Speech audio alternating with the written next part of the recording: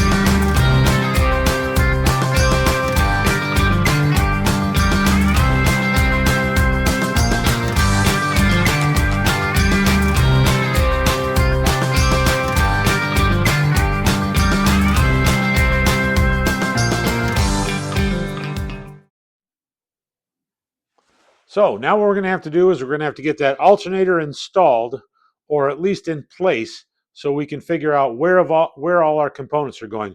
We know that the voltage regulator and the horn relay is going to be on the driver's side in the front by the radiator core, and then that fusible link is going to be over by the battery, and we'll have to figure out where we're going to run all of our wires, get our battery cables created, and get that all installed.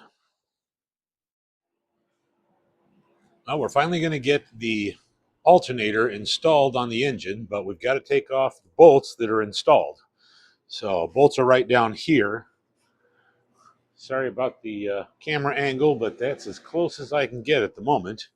We'll get these off. Get that alternator bracket on.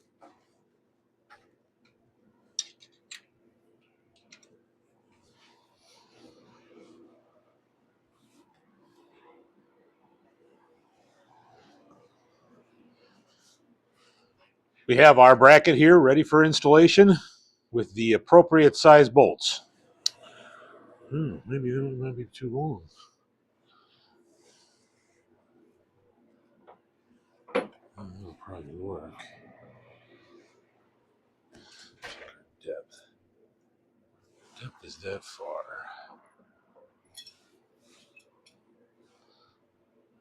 Well, that's not too bad. Okay. Same with this one then.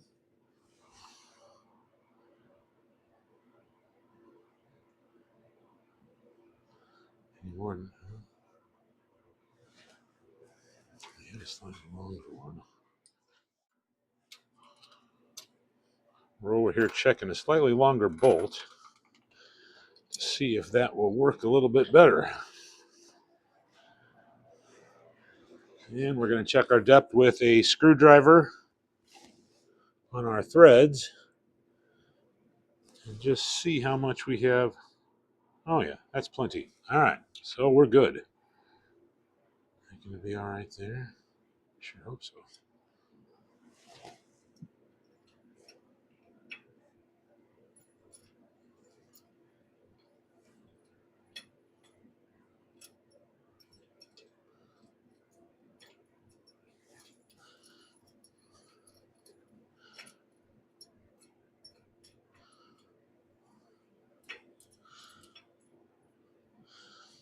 And then we'll have to check our alignment with the new alternator. I'll grab a wrench here real quick and get that tightened up.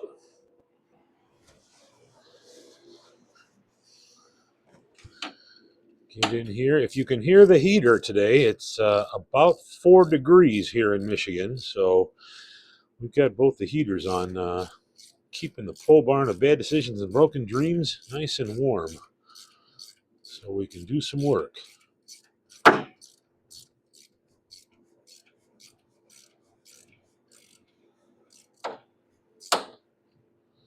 And I'm coming up on some kind of hard threads here,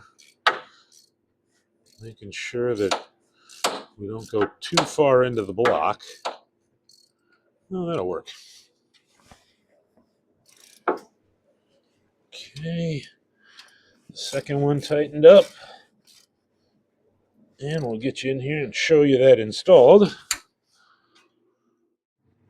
Here we have that alternator bracket installed, and we got to make sure that that bolt there is not going to interfere with the alternator when it's installed, so we can rotate that around to tighten it up on the belt. Okay, now we're going to get that alternator installed. Make sure that that's on in the correct orientation this time. It kind of went on backwards last time.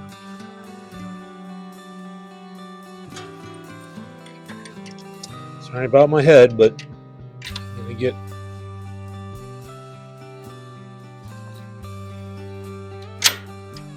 there we go. Installed, and that looks pretty good. Got our attaching hardware here. Drop that on. Always trying to use a washer and a lock washer on everything we put together. That's kind of an OCD thing with me. All right, so here we go. All right, that's pretty nice there. It's going to rotate up like so. And we'll get our next bracket on and see what we have to do to get that installed.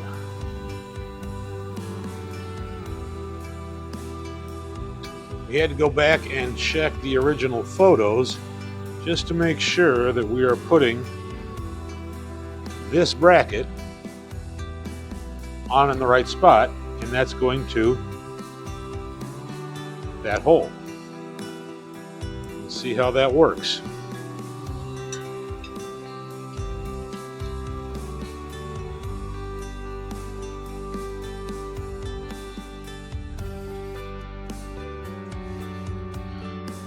Looks like it'll do all right. Get our 1/2-inch wrench. That tightened down a little bit.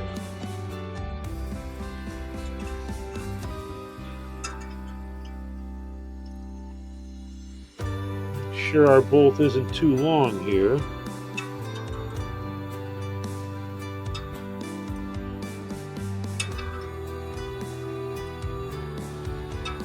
Oh, hold on. Gonna have to put a little bit of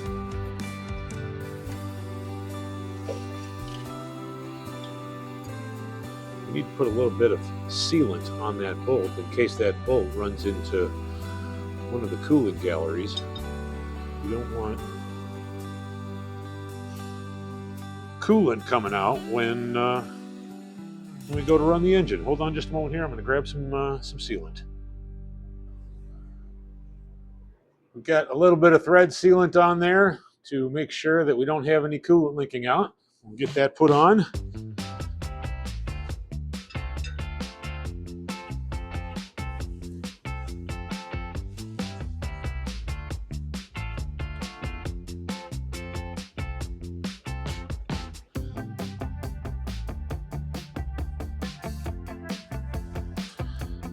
A couple of threads started here, and get our wrench and tighten that up. And of course we've got our regular flat washer and a lock washer on there to make sure nothing is going to become loose while we're running this engine for the first time.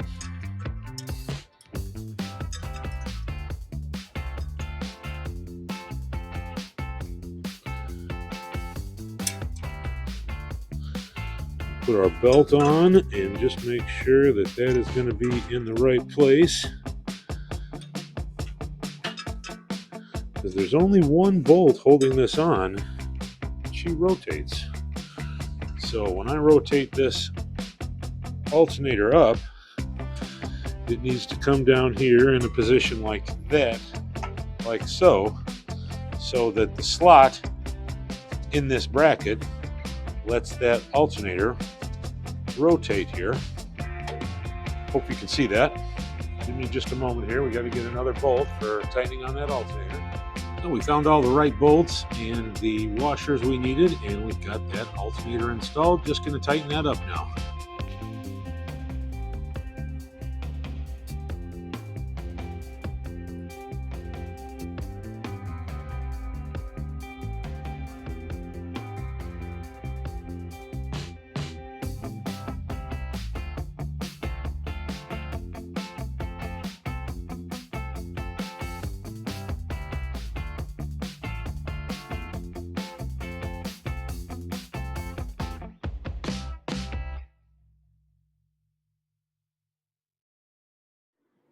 And the alternator is completely installed.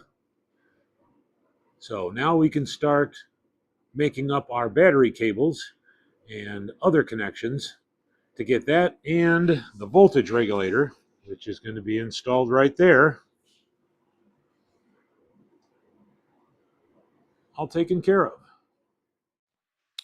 Here we have the components and wiring diagram for the 66 Chevy Nova alternator installation. So we've got our alternator here, got our horn relay, voltage regulator, we've got a fuse to protect the circuit on the constant battery voltage, we have our battery, and we have our starter. We're going to come out of the battery and go directly to the starter, and when the start wire is engaged from the ignition switch, it's going to start the car. It's also going to be connected to the in on our little fuse here, and it's also connected to the positive side of the horn relay. Also on that wiring is going to go to pin 3, which has power again all the time, engine running or engine off. Then we've got coming out, we're going to our fuse box, and that is going to provide power to everything inside the car, like the headlights, like the horn, and so on, and the ignition switch. We've got our number 4 pin on the voltage regulator coming out, and it's going to go to the light. Again, 3-wire, constant voltage.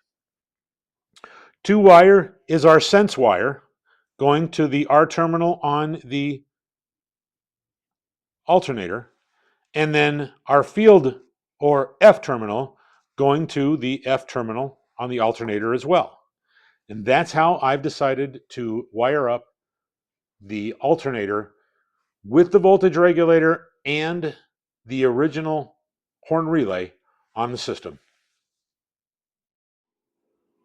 After a lot of fiddling around, we have our voltage regulator and our horn relay installed, and we also installed a ground wire to the voltage regulator.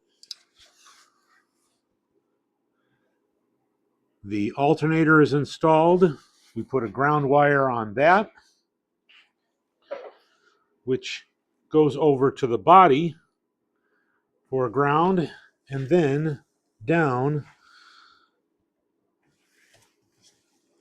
below to the engine block. We're going to have to put our breaker and fuse panel in. What I've done here is I've traced out our fuse panel and our breaker onto a piece of paper, and I put some holes in it, and we are going to put that in our location where we want to install it. We'll mark the holes, we'll drill the holes, we'll get those installed, and we can start making some battery cables up.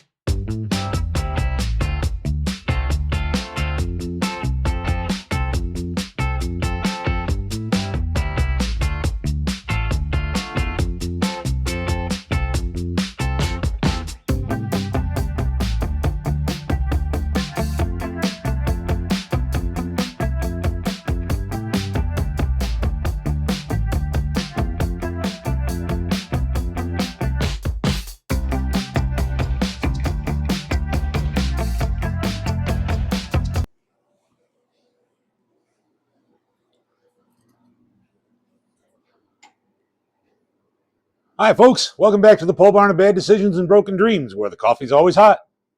Nope, still not hot. Don't know what we're going to do, but we're going to drink it anyways. We've got some battery cables to make up today, and we're going to solder the battery lugs onto the cable.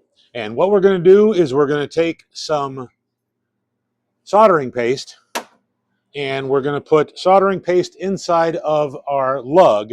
And what I've already done is I've taken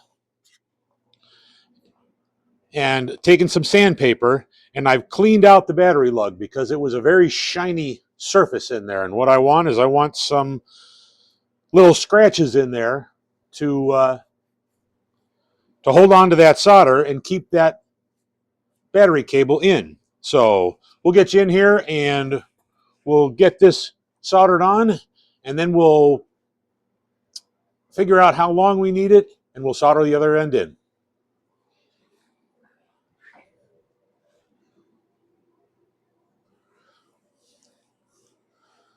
Okay, we've got our lug already chucked up in the vise here, and we're going to take a little bit of this paste.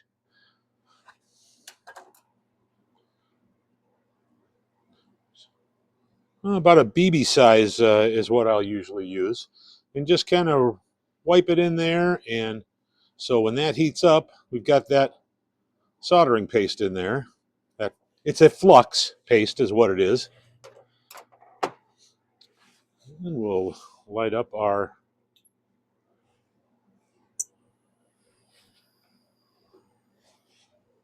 okay, well, we don't have anything to light up. There it is. All right, here we go.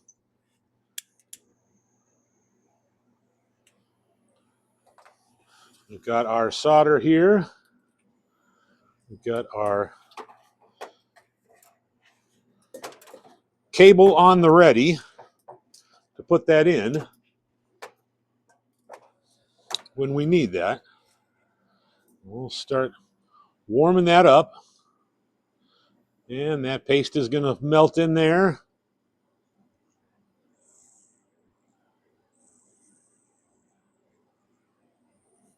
We don't want to fill that up completely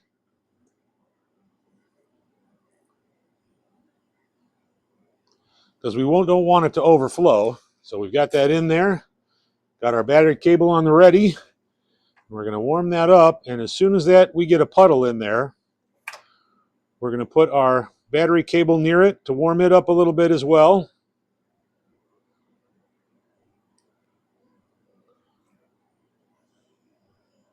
Trying not to burn the insulation, but that's going to happen regardless. But we'll put some shrink wrap on there and get that taken care of if any does burn. And there we go. We're going to be nice and hot here in a second. I see a puddle in there. And we're going to slide that baby down inside there. Heat that up nice and hot.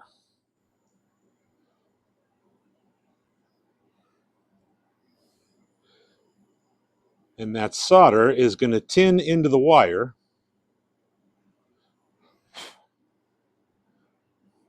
Let that cool down a little bit while we hold it.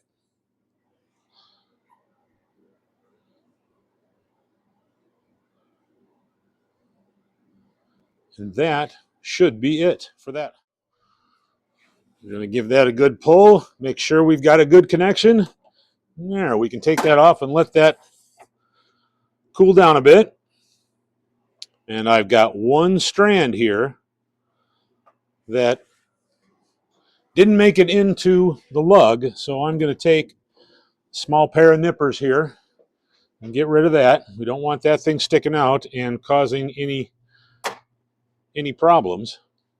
Okay, that looks pretty good. We're going to chuck that back up. Oh, nope, hold on. We're going to get some of our shrink wrap. We want to protect that end, and we don't want that shorting out on anything. That should do the trick. And I usually do 2 layers of the shrink wrap on there just because of OCD.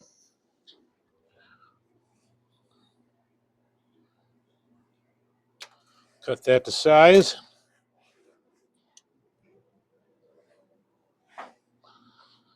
And take our sandpaper.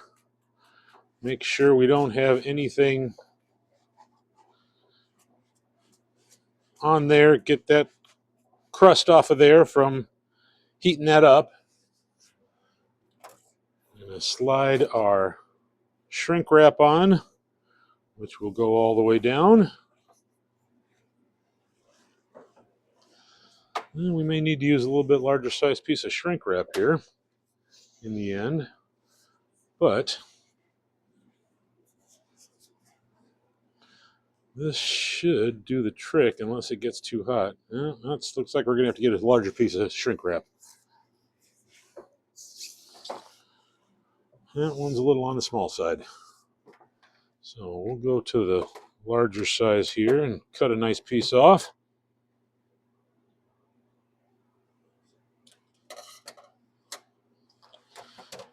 We're going to get a small piece on there to begin with, and then the larger piece. That'll shrink up and get a little bit thicker.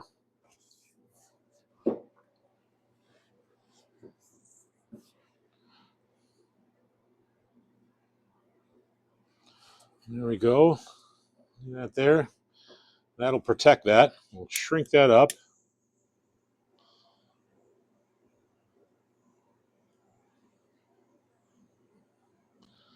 And this shrink wrap does have the adhesive in it, so it'll stay on there and won't be moving around if it does happen to get warm at some time.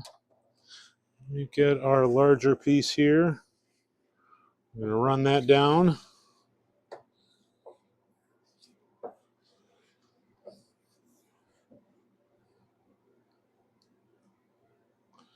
We're going to put that right at the edge of that lug and shrink that down as well.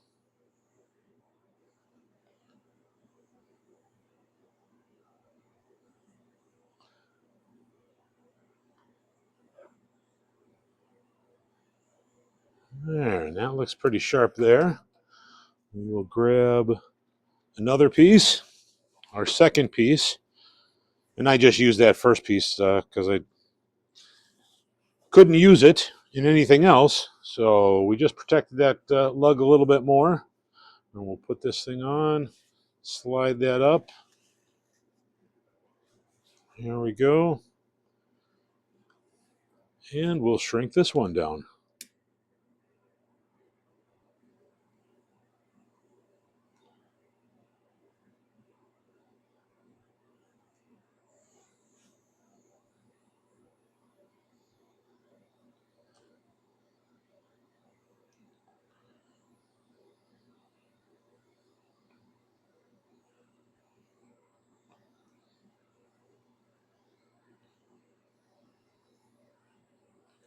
Okay, and then by doing this, what I can do is I can attach this to our breaker, and I can size this cable exactly to what I need on the car.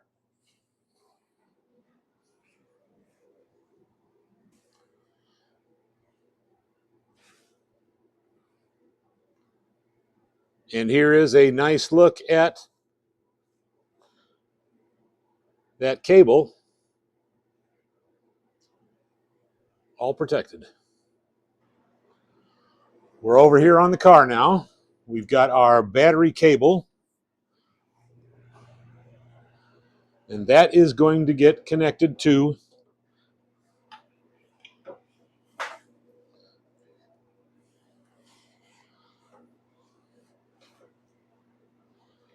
the lug here on the inside, and it's going to come around and it's going to connect to the side post on our battery. So we'll get that around, give it a couple inches of extra, and then we're going to take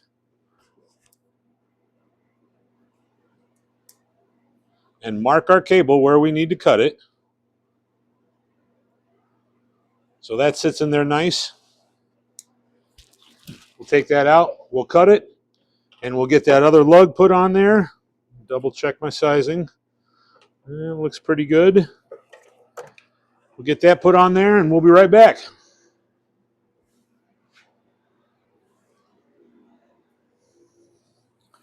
A little trick you can do is when you cut your insulation off, to leave just a little bit of that insulation on there, and as you pull it off, you twist it, and that'll organize those strands of wire so that it's nice and tight when you put it in your lug, and you don't have as many strands sticking out in the end.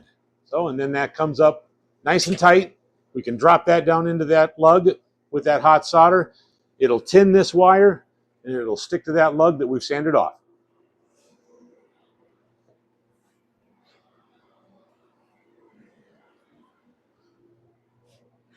So we've got our battery cable finished. It is on. Looks very nice, very professional. It's all nice and watertight, so it's not going to get any corrosion in those wires. And now we can install it on the car.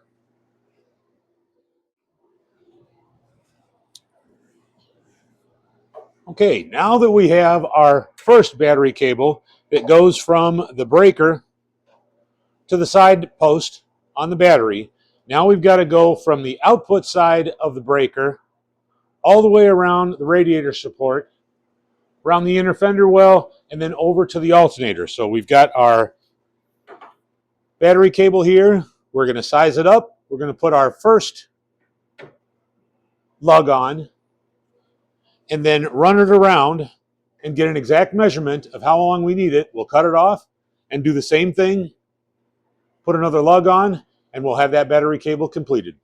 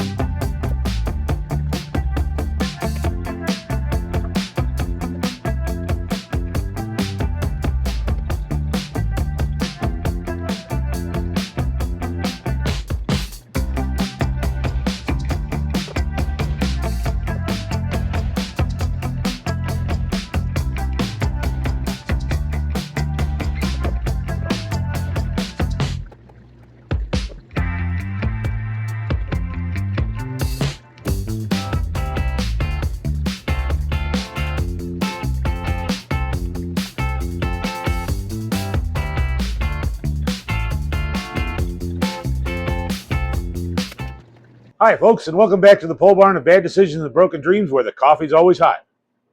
Nope, not so much. But we'll continue to make questionable decisions on our coffee choices. Today we're working on the 1966 Chevy Nova, and we're doing some more wiring. We've got to wire up the fuel pump back in the tank at the rear of the car. So we'll get you in there, get you back, show you what we're dealing with, and get started. Thanks. Here's the fuel sending unit underneath the car, and we've got our wiring harness right here coming back. Probably end up replacing that corrugated cover for the wires for something that looks a little bit nicer, but that's going to come around. And get the slide over here, and if you can see the grommet right past the air shock there, that's where the wiring is going to come out for the fuel sending unit, the ground, and the power wires for the fuel pump. So we'll need to get that harness run in here. It's ran inside the car, so we'll get you inside the car, show you what's going on there, where it's coming from, what we're doing, and start wiring that up.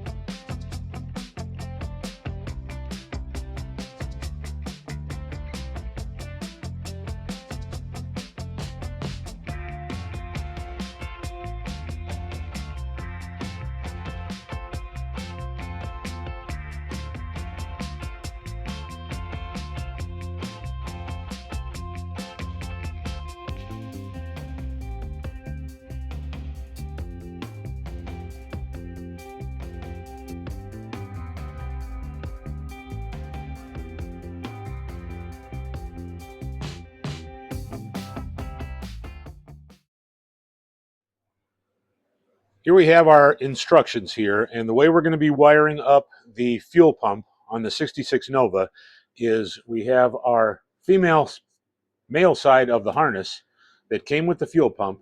We're going to be cutting off the female side on the fuel pump and using the 2-pin Deutsch connector in as a replacement. Now, on our fuel pump or sending unit with fuel pump installed, we've got a black wire and a black and white wire, which both provide grounds. Um, there is a chassis ground going to the sender itself, and then we've got a ground coming from the battery, which would be just the engine bay in our case.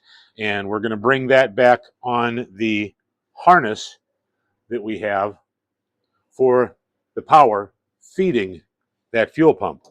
So we're only going to end up using one 2-pin connector. And in that 2-pin connector, we're going to have our feed wire to the fuel pump, which is our red wire coming back in our harness. We've got the tan wire that's coming back that we showed you, and that's going to be feeding the vehicle gauge.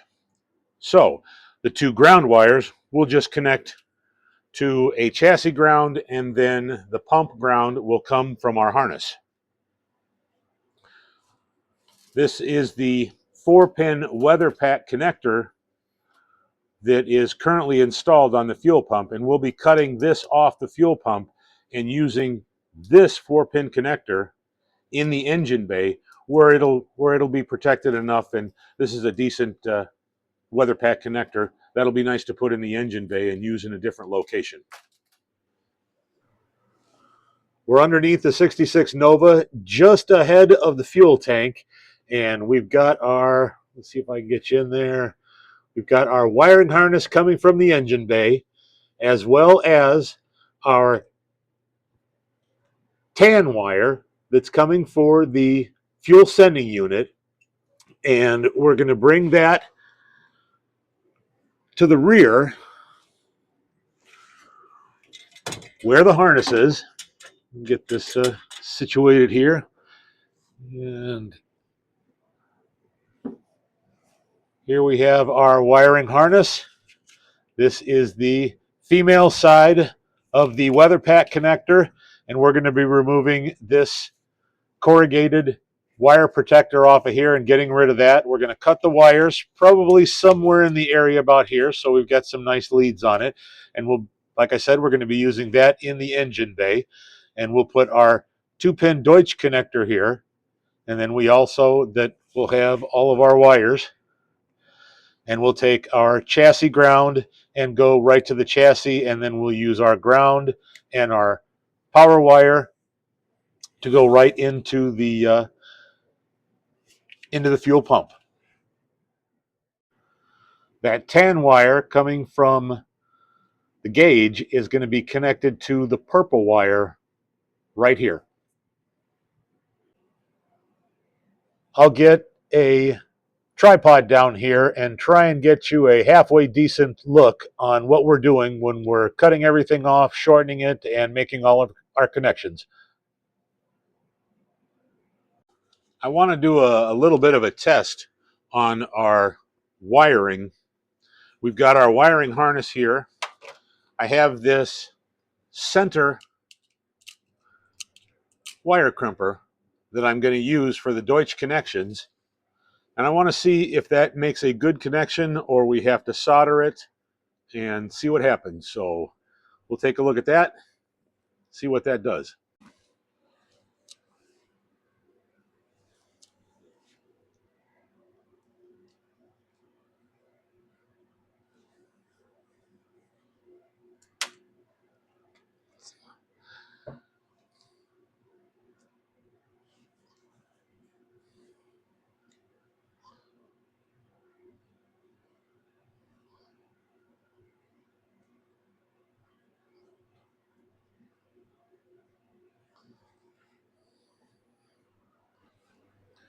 We've got our wire inserted into our connection, and we're going to crimp that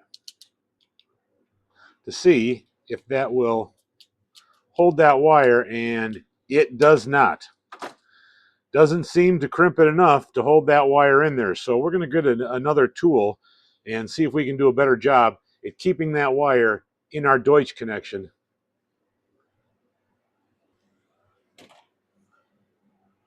Here we have our crimping tool that we're using, and the tools that we have an option for. We've got this tool that fits in it that would just basically crimp the whole length of it. We've got our standard wire connector crimping tool, and then we have this one, which looks like might be the best, but it doesn't look like it's going to crimp quite hard enough on there. So I'm going to go with this one here, and we're going to try crimping that Deutsch connection with these crimpers. Put these on here.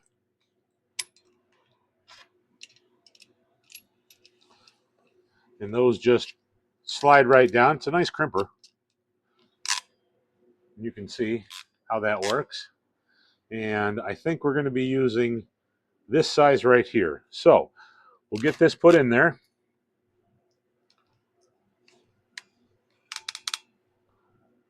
Get that held. We're going to throw our wire inside.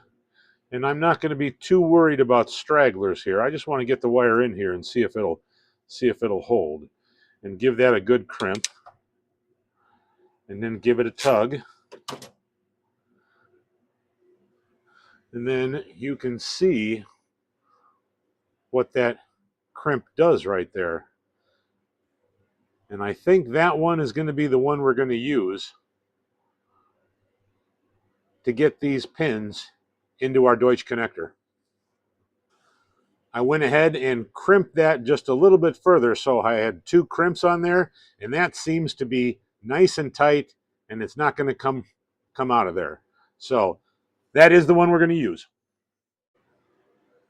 For the fuel pump, we're going to be using relay number 4 that we've labeled to go back to the back of the car, and we'll be labeling our wires accordingly, number 4 for the ground and number 4 for the power,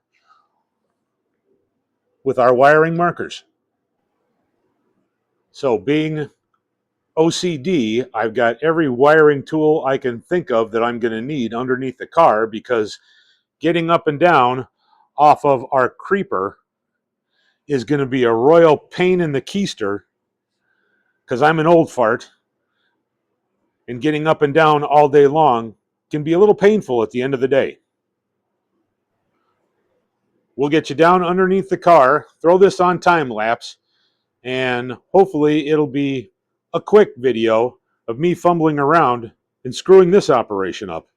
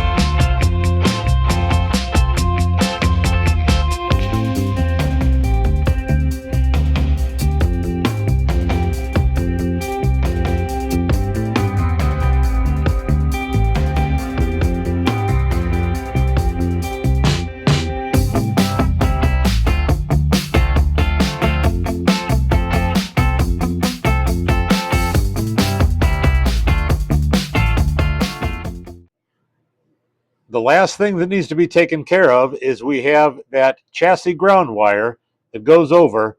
And what we're going to do is we'll probably put a self-tapper in there, scratch off some of that undercoating there so we've got some clean metal to connect to, and we'll put a ring on the end of that wire and just screw it up into the chassis there so it's got a good ground.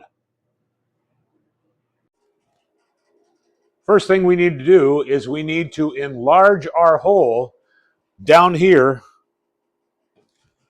on our fender well so we can install our riv nut. So we're going to take care of that real quick.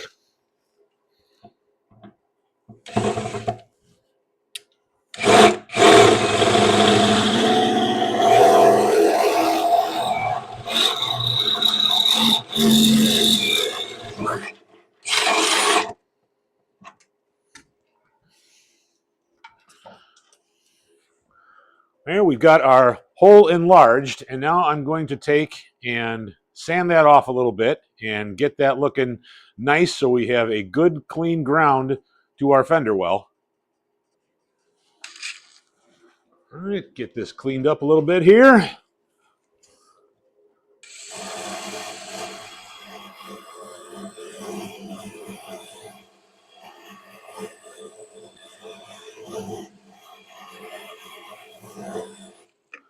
And when we're done, once everything is looking nice, we can touch that up with a little paint and get that looking nice. There you go, we're all cleaned out there.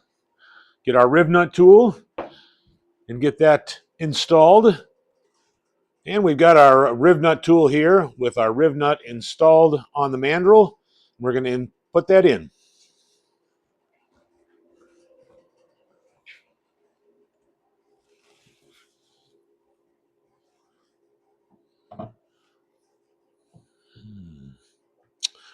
Well, that creates a problem because we've got a whole lot of room. Hold on just a second here. We'll come back.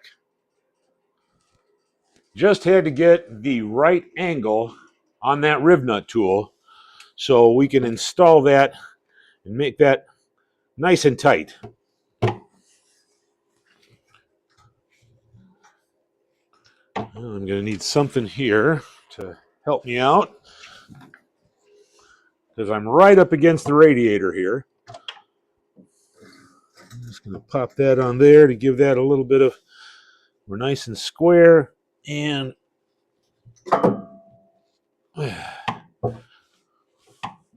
that should be wonderful. There we go.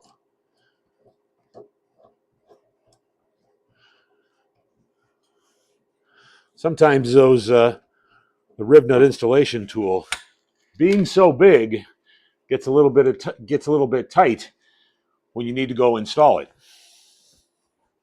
We'll get you over here and show you the installed riv nut.